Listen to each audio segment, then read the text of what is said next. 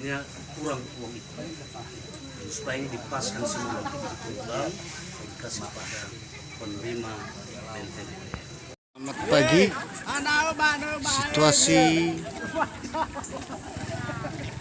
di Kecamatan Ulu Danutai,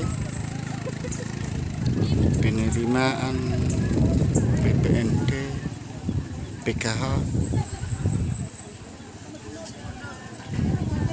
hari ini dari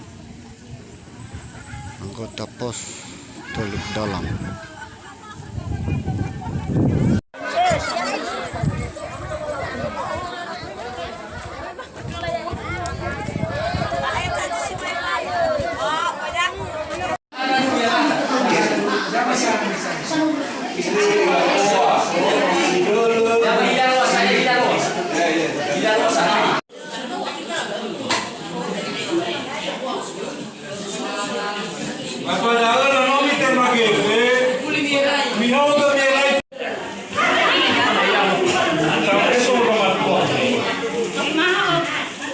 Udah lo untuk KTP aja, hanya